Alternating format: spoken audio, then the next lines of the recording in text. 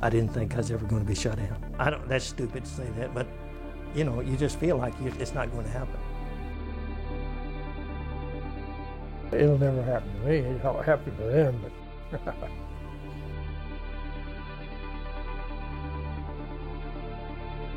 we were all so proud of ourselves we were never going to have to parachute. No flyer really expects to bail out. Like a heart attack or a car accident, it may happen to someone else, but not to me, not today. Every one of the thousands of flyers who went down in World War I, World War II, Korea, Vietnam, and later conflicts felt that way. Denial is as common as coffee and flying boots in a combat squadron. The other missions that come through and they'd say you're going tomorrow and you're okay, and you maybe wrote letters and went to bed early. But that night when they came through, I felt a chill come over me, which was different. And I don't know whether I had a premonition or what, but no, as I said before, I was the optimist, you know. I wasn't going to get killed. I knew at our base nobody had finished 25 missions. So it wasn't a question of if we were going to get shot down, it was when. And you just said, I hope I'm not injured or killed. I guess the most disheartening thing was that I saw so many airplanes blow up that day. And when the war was over, it turns out that of the 109 of us missing in action that day from my base, 46 were reported as killed in action, and 62 ended up as prisoners of war. I was the only one out of the 109 that came back.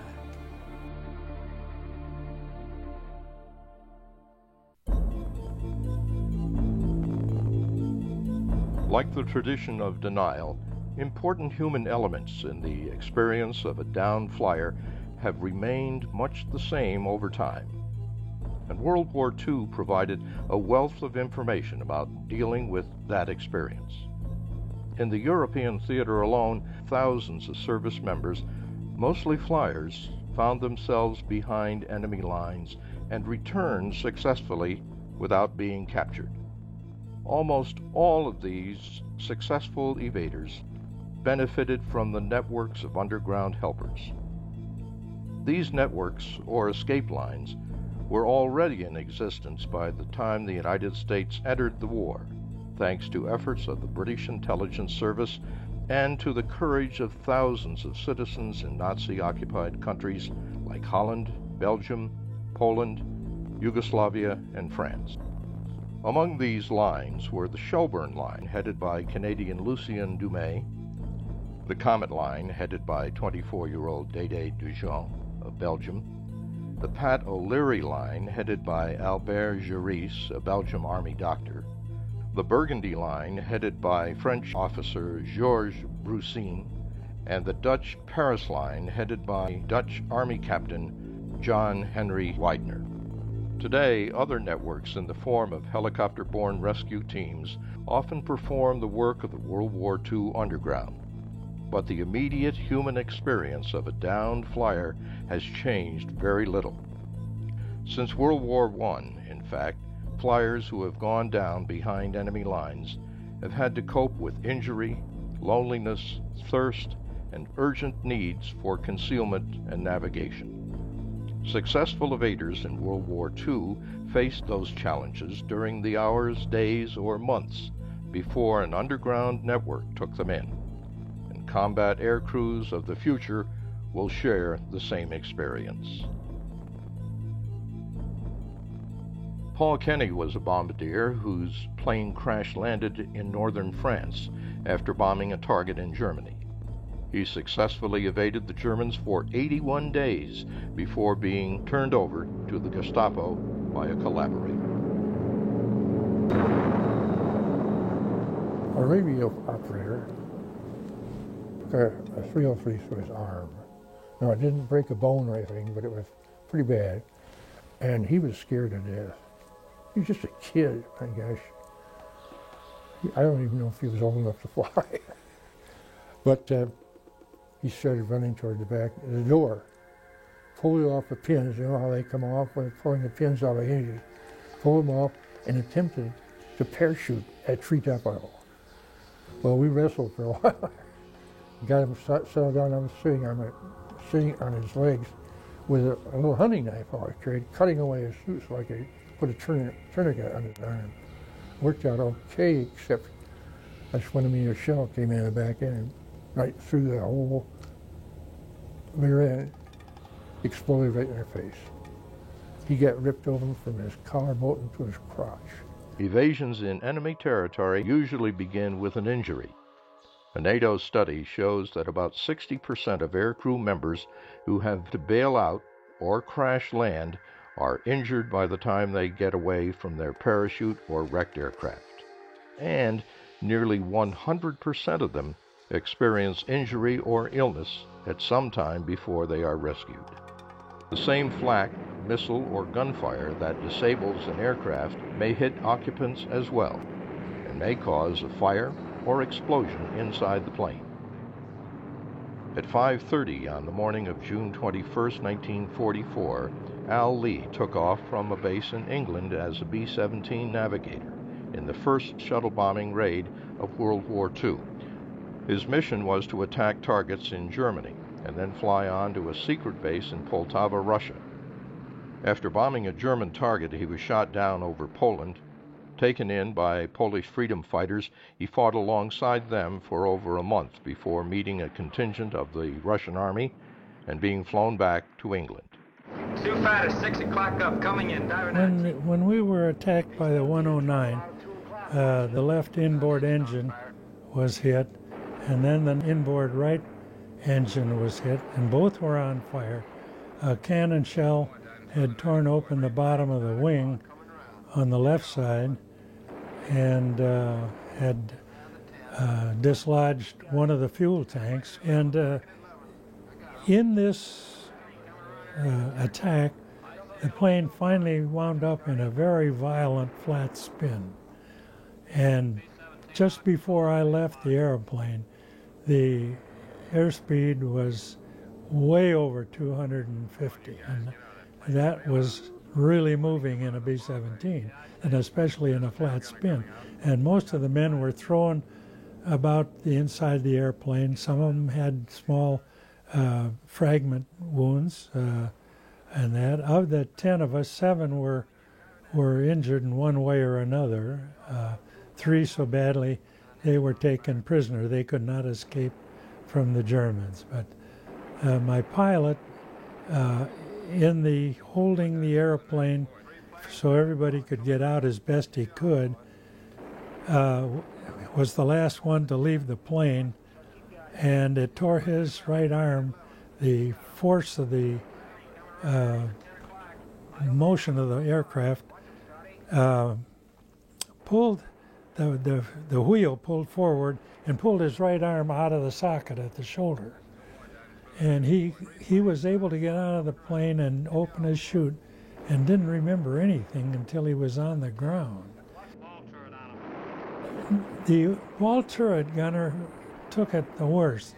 The 109 came up from about 10 o'clock low, very low, climbing at about a 60-degree angle. And he just strafed the bottom of the airplane, of course, getting those 2 engines and the ball turret. And the men in the back were able to get the ball turret pointing down so they could get him back into the plane. The way with the configuration, you had to have the guns down and open the door. They got him up in the plane, and one of the men jumped with him and pulled his ripcord for him, put his parachute on, and then pulled his ripcord for him and fell away and then opened his own chute. Robert Sweat flew 17 missions as a tail gunner in a B-24, including the first Ploesti mission, in which over half of the planes failed to return. He was the only survivor when his plane was shot down over France after bombing its target in Germany. The French underground helped him get to the beach at Pluha, where a British vessel picked him up and took him back to England. After I pulled the ripcord, I felt real good, you know. Oh, I thought I'd make it. Then I noticed the blood was squirting from my neck, squirting out and hitting my hand. And that's kind of frightening too. And each pulsate of my heart, boy, that blood is squirting out there. So I reached up and I could feel a hole up there. And I held it together until I hit the ground. Then I stuffed it full of mud. That's all I could do. There was no pain at all. And I noticed I had been shot here in my thumb, and I could see the leaders there in my hand after I hit. There was no blood. Of course, I was just solid. I was just really had blood all over me. So this man told me in France, he said, "You were a bloody mess." But there was no blood in my.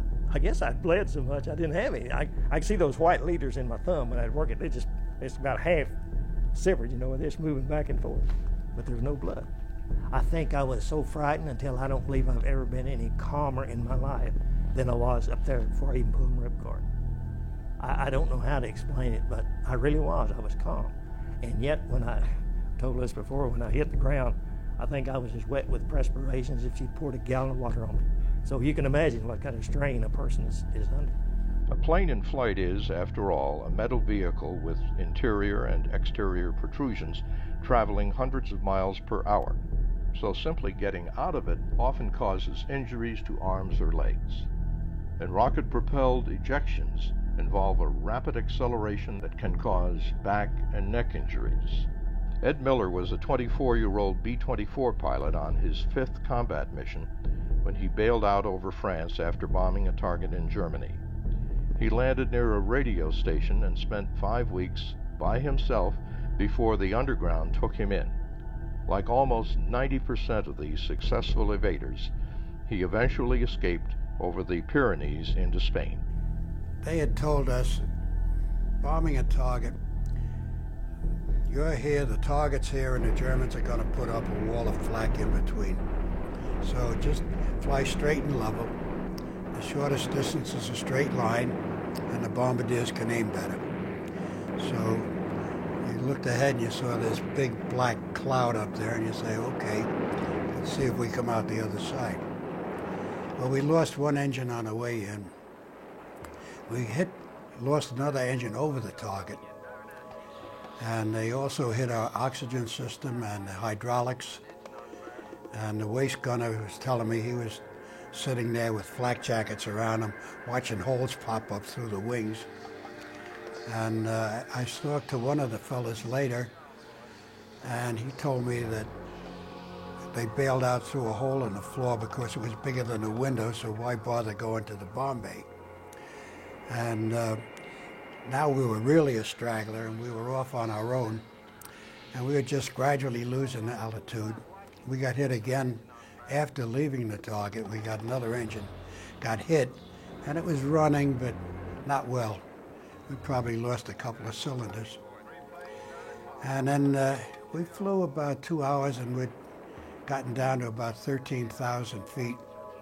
And we went over an area that probably had about 3 guns, and they managed to hit the 4th engine, and it started to burn, and we said, well, we're not going to go any further.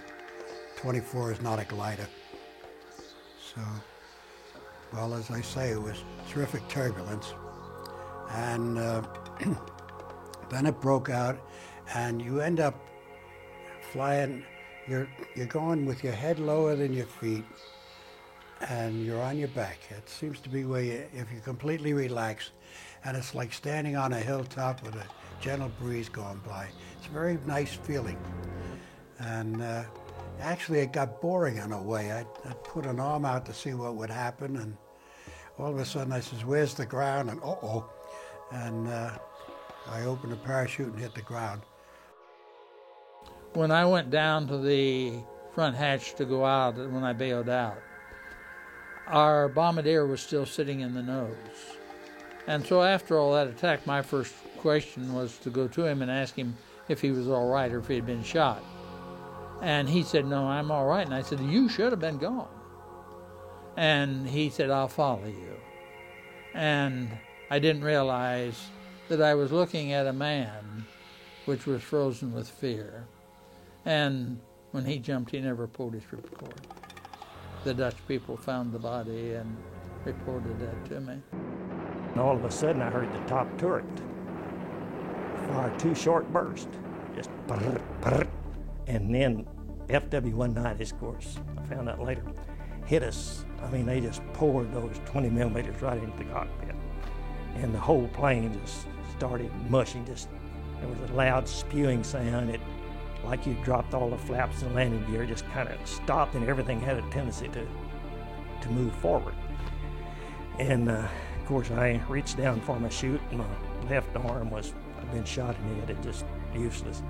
And I had to pick up my chute, had those old hang type chest types, and they're hard to get on with 2 hands, plus your oxygen mask and everything else, but I managed to do it. And I glanced out the window. Now, this all happened, I'd say, within a period of 6 to 8 seconds. I mean, it was fast. I glanced out the window, and the number 4 engine, I believe, in the right, and the wing tip was out there. It already came off burning. The plane flipped over and went into a flat spin. And it threw me over to the left waist window. And I got my chute and my head out in the slipstream, and I couldn't stand it. I mean, the acceleration was so great, and it was like a siren going. It was going, you know, like that. And then there was a terrific explosion, and then it was deathly quiet. I couldn't see, it's black dark, and I knew I had to do something. And of course, immediately I reached up for my eyes, and my oxygen mask had been slid across my eyes. Probably ought to save my eyes. And when I pulled that off, then I was in the junkyard up there. There was flak suits and machine guns and pieces of that B-24, just a junkyard up there. Of course, I couldn't tell I was moving. And I looked down, and my pockets had been ripped off, and they were just a-flopping. And that's the only way I could tell I was moving. And I looked through my legs, and I see the earth down there kind of spinning. And so I started to pull my ripcord. And I had 3 pair of gloves on, and I couldn't. So I pulled my gloves off with my teeth, and then I pulled my ripcord. And that's a good feeling. It's like a big man grabs you by the shirt collar and jerks you across the room, but it sure felt good. Ankle and leg injuries may occur during parachute landings. That is one heck of a shock. That's a snap, very hard. And as I say, I was right at ground level. So when I swung down and hit the ground, I was going backwards. I sprained my ankle very badly. I bounced over a very small tree and landed on my back on a rock. And I hurt so much all over that if somebody had walked up and says, "I'm going to shoot you," I would have said, "Thank you," and hurry up. Well, with the ankle, when I was walking, it was so swollen. I had the leather flying boot on this foot, and I couldn't zip it up. On the other foot, I had 2 socks, the electric boot and the leather boot, and they were kind of floppy on my foot, so you can guess the size of my ankle. Traveling on foot through unknown territory brings its own risks of injury and illness. After a couple of days, I met somebody that gave me a pair of shoes. Well, they weren't shoes. They had like a coil rope bottom and thongs, and they were about 2 sizes too big for me. So my feet would slide back and forth on those. And that's where I left the flying boots and the electric boots. And as I say, because of that, I got blisters that just kept forming and breaking. My feet were bleeding all the time. In every conflict, flyers must consider the possibility that they will have to overcome pain and sickness while evading an enemy. They may have to treat the injury or illness of a fellow flyer, and they may have to make an agonizing decision about what to do with someone who is too sick or hurt to travel. Ralph Patton was a B-17 pilot who bailed out over France on January 5, 1944, after attacking a German airfield near Bordeaux. Eventually, the Shelburne line of the French underground took him in and delivered him to Bonaparte Beach. There, he boarded a British naval vessel that carried him across the channel to freedom. Our left waist gunner was given a pair of shoes that did not fit very well, and so he developed blisters on his feet within the first 2 days. And this was torturous for him and for us. We didn't know whether to force him to keep coming or to drop him off somewhere. I think as the end result, we would have been better had we turned him loose to a French farmhouse or something, and then we'd have gone on our way. But he was in agony with every step, and I still think back on that and think we made a mistake in forcing him to come on, but you do what you think's right at the time. The first pilot and I talked about it several times, and I think the decision was pretty joint. We felt that we would be better off to keep him with us than to cut him adrift. We tried to help him as best we could, but how do you help a guy with blisters on his feet? So I look back on that as a very tough episode, and sometimes I berate myself for not being more forceful in the situation, but what's the best thing then seems like that's the way you go. He couldn't walk. We couldn't carry him. What are we going to do? There's just nothing we could do right then. We didn't have the strength to carry him. We thought maybe he couldn't live. Infection so badly that he couldn't live. We thought maybe we'd saved him. To this day, if he were still alive, and I don't know if he is or not, he was mad at us. We left him behind. He was that alert, so he knew he was being left behind. It hurt, too, to leave him behind. Successful evasions often begin with first aid, as a flyer takes care of an injury suffered during a bailout or crash landing. After dealing with immediate medical needs, every flyer soon confronts other stresses, both physiological and psychological. The psychological stress of being alone in enemy territory can be even greater than the stress of air combat. Many flyers have reported that the speed of events during air combat demanded such intense involvement that they felt no fear at all while it was happening. But after a bailout or crash landing in enemy territory, fear, anxiety, and loneliness are almost certain. World War II evaders had several ways of dealing with psychological stress. Clayton David was a B-17 pilot on his third combat mission on January 11, 1944. During his return to England after bombing a target in Germany and withstanding 2.5 hours of continuous fighter attack, he was shot down over Holland. He stayed in safe houses in Holland, Belgium, and France, and eventually escaped over the Pyrenees into Spain. There were always times when you wondered a little bit because you killed so much time. Things couldn't move fast enough for you, you know. And you're spending 2 weeks without moving, 3 weeks without going anywhere. It kind of eats at you a little bit if you haven't developed some patience. And all the time I was there, I was so depressed I could hardly, terribly.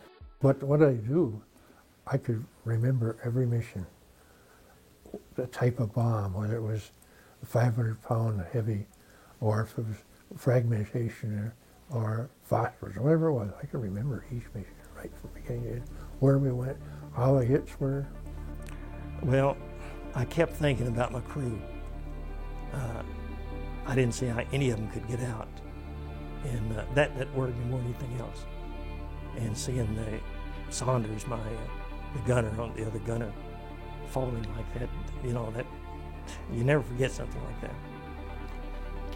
Most of them burned in plane, and I believe the tail gunner the tail broke off, and they didn't find him for, I think it was a week or two later. I heard that Saunders was found, I think, about a week or so later, just in the trees.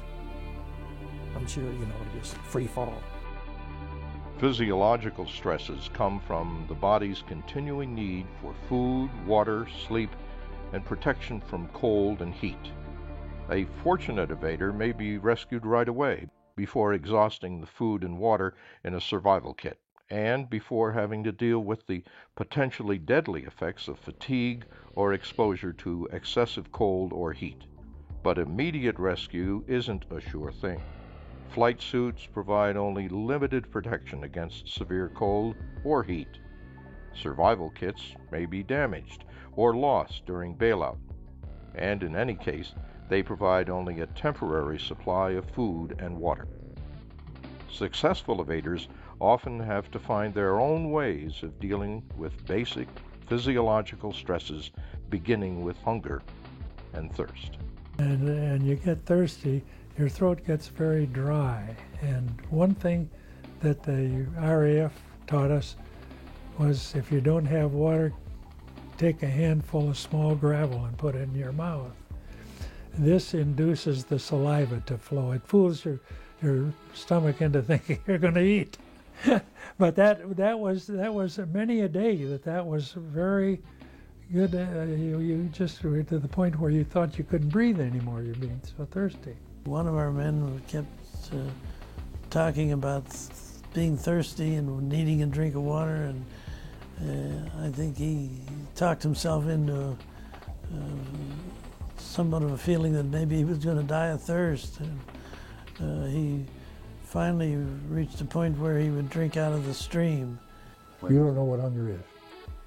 On the marches, we had nothing, only what we could carry, which wasn't very much. And if we stayed overnight at a farm, I'd try to sneak in the barn, camp as close to the barn as could get, sneak in and steal some wheat.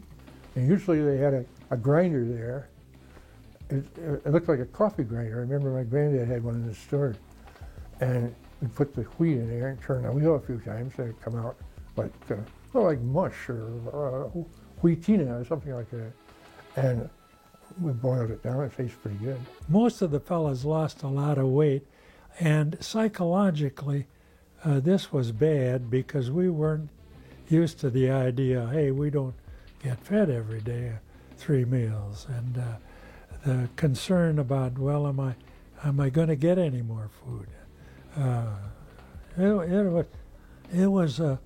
It gave you the butterflies in the stomach. A woman gave me some food, and then she gave me the crust of bread and jelly on it, and I put it in the pocket of this suit coat that somebody had given me. And the next morning I'm standing in front of a puddle, and I took that crust out, and this guy had been a pipe smoker, covered with burnt tobacco. Now, up to this time, if I saw a thumbprint on a plate, get me a clean plate. And I'm holding this thing, and I'm trying to brush the tobacco off, knocked it out of my hand into the mud puddle. And I picked it up, and I shook it, and I'm saying, mud, they tell you there's water, you gotta watch out for typhoid, burnt tobacco, I'm hungry, I ate it. Survival studies show that variations in body temperature can have devastating effects. Exposure to heat and the sun can cause weakness, lethargy, dehydration, and severe burns, and it can result in heat stroke. Cold causes intense discomfort and dulls the mind and will. It can cause frostbite, leading to serious infection or the loss of a limb, and eventually death. Well, we were uncomfortably cold during the night, and we tried everything we knew how to keep warm. And one night a Frenchman put us in a haystack, and someone had hollowed out a large, like a room in the middle of the haystack. And we were able to keep warm there. But we were out of the cold at that point. The next night we tried to sleep in an open field by laying boughs of pine needles on the ground huddling up and trying to keep close together, but we finally got so cold that we just decided that we might as well keep walking. So we just got up and kept going all night. I had to keep moving. My feet were soaking wet all the time. It was 5 above 0. I had to make my feet, my shoulders moving all the time because my shoes and socks, everything was soaking wet. And if I stopped, they'd freeze solid.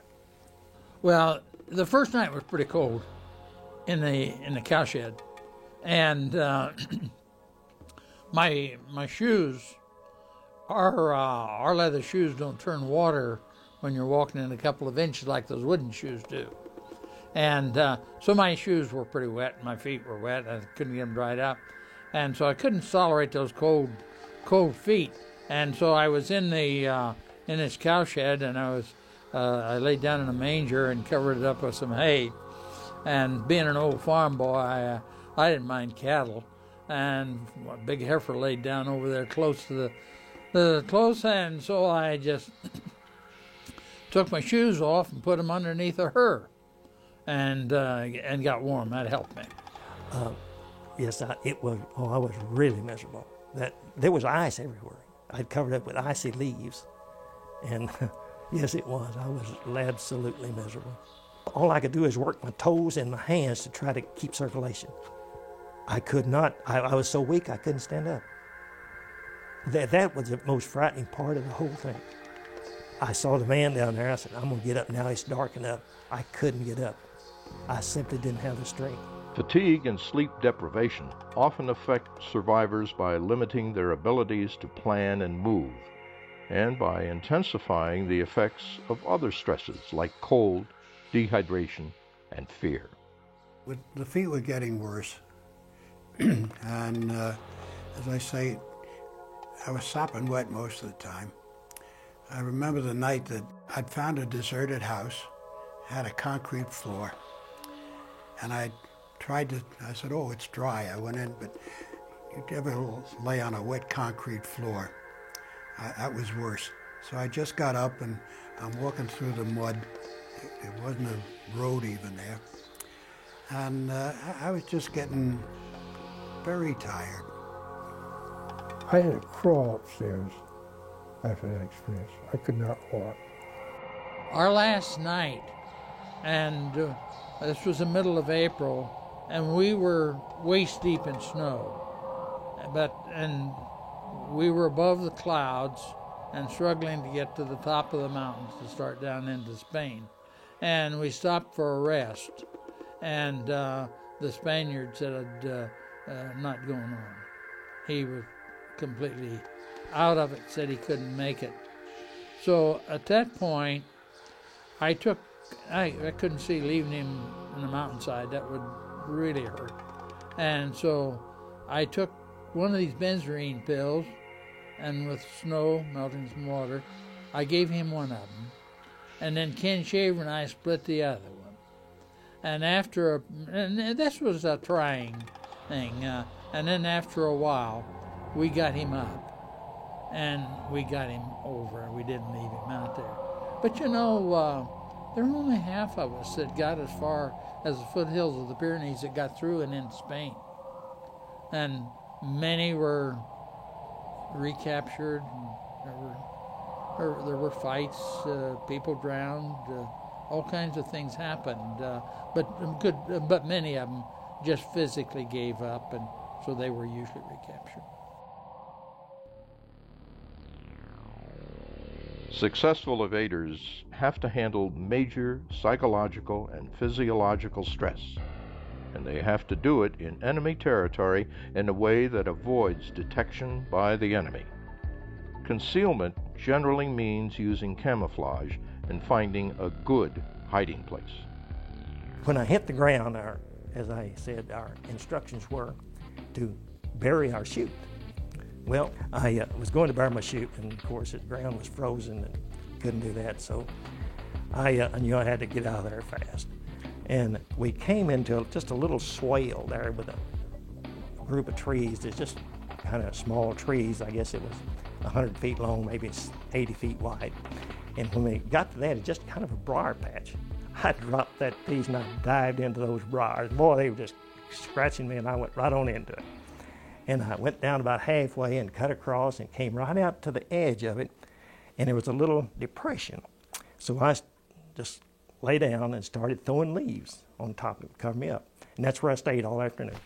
Cliff and I left that morning before daylight and arrived at this farm, big, huge place.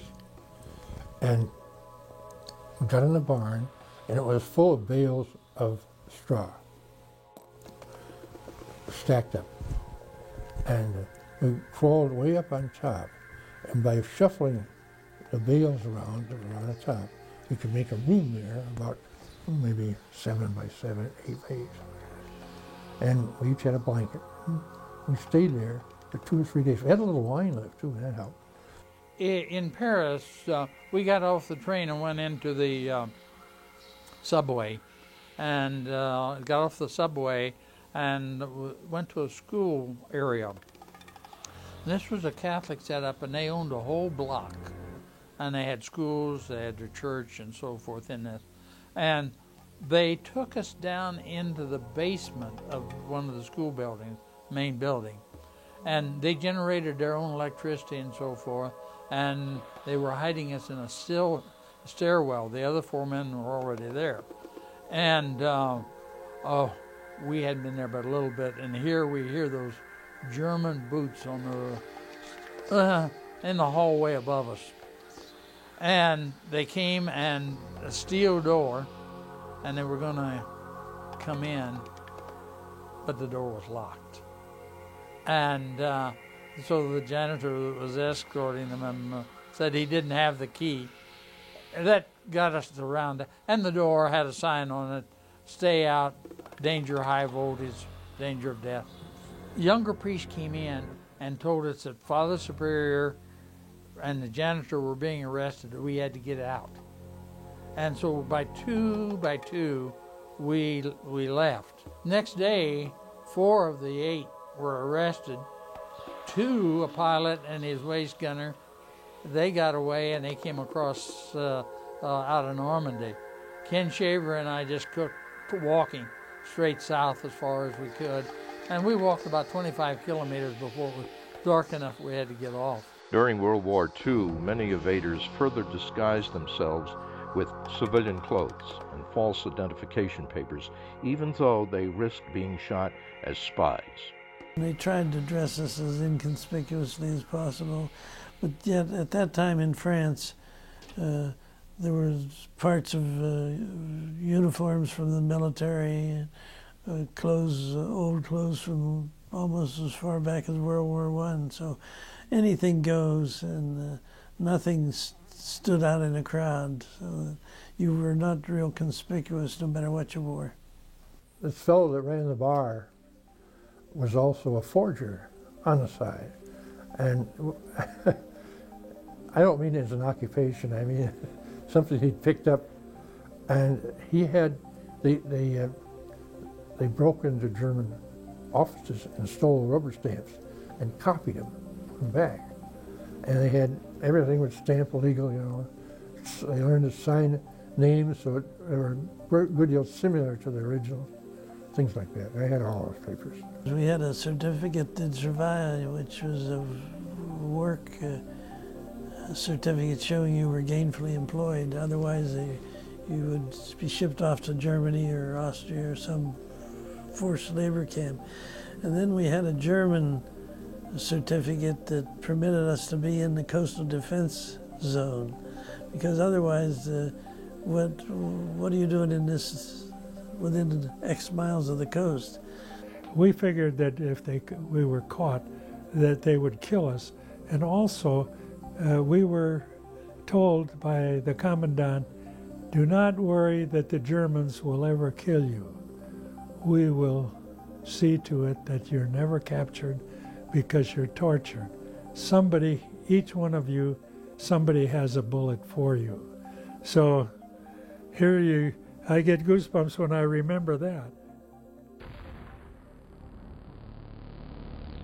Successful evaders often have to do more than survive and conceal themselves. They have to go somewhere.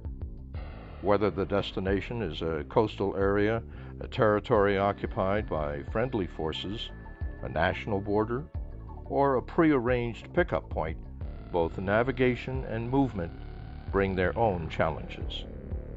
GPS instruments ease navigation, but these instruments, like survival kits, may be damaged or lost during bailout.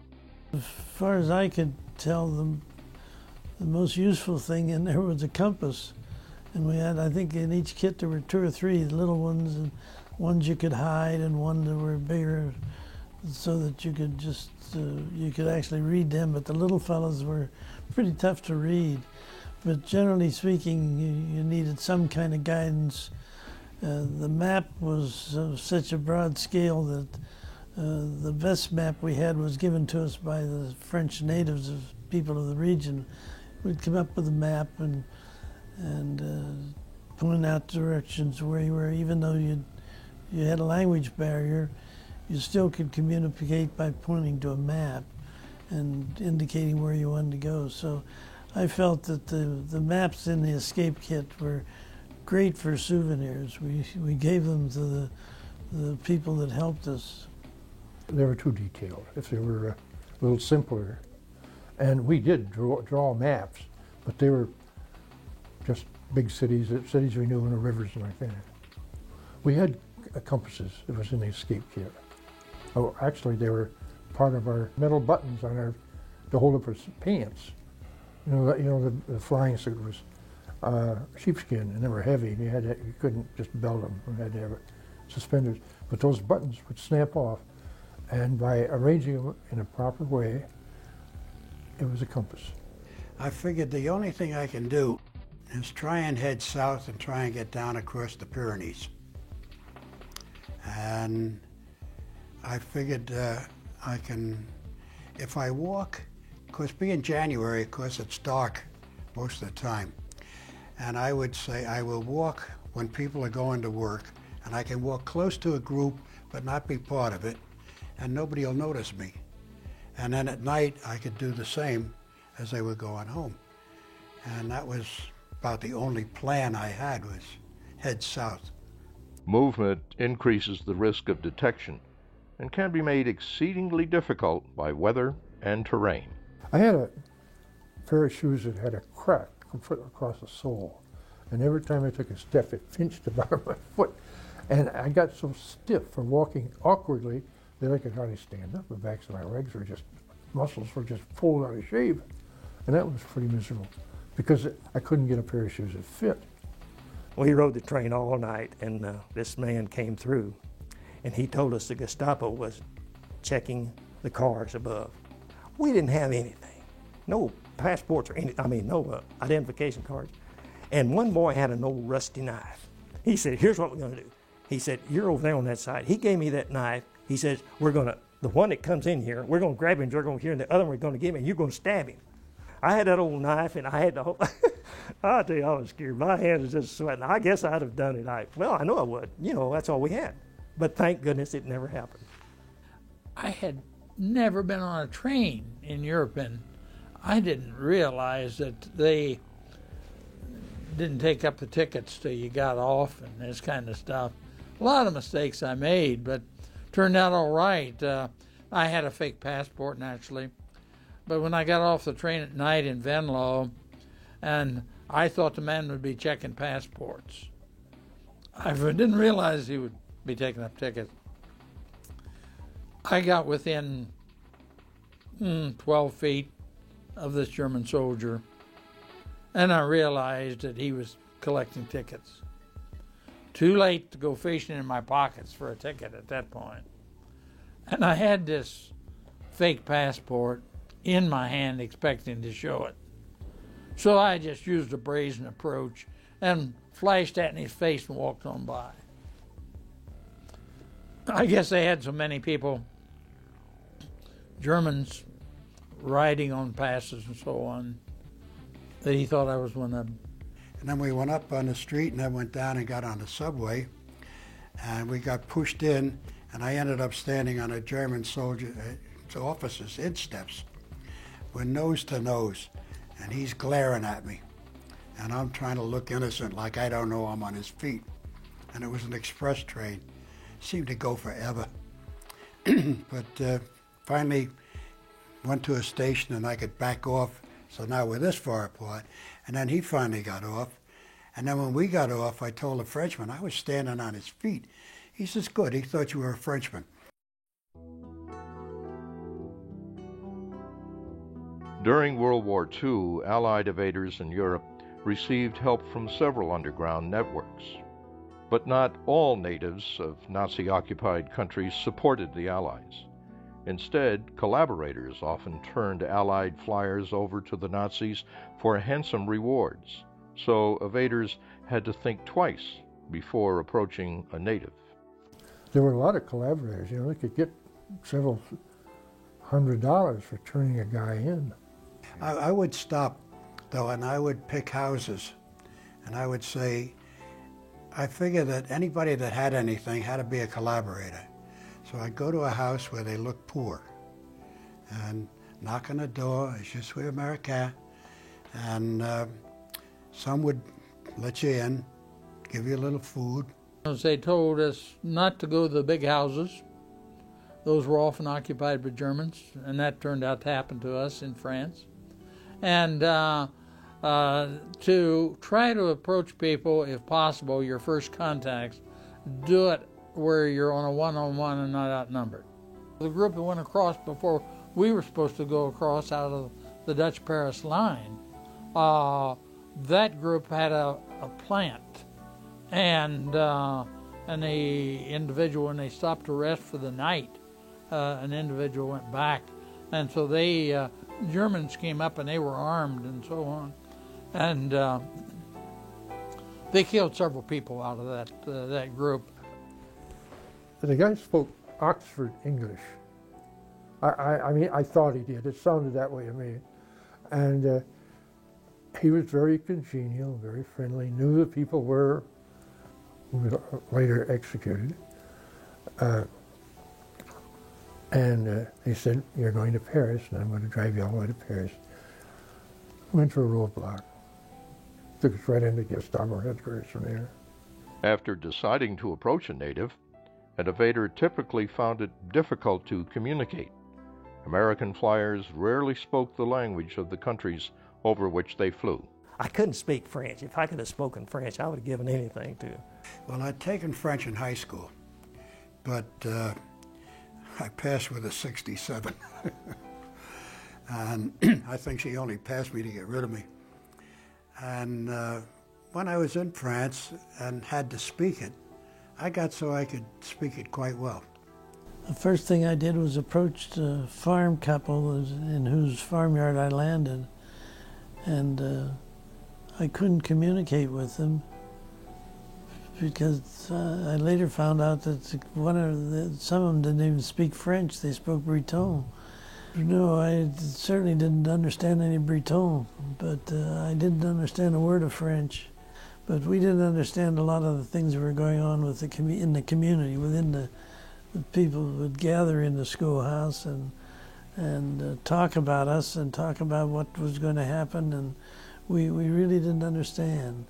And it was very frustrating to be in, and you had to have complete trust in the people that were, well, you knew their life was on the line, and so therefore you had no alternative but to trust them.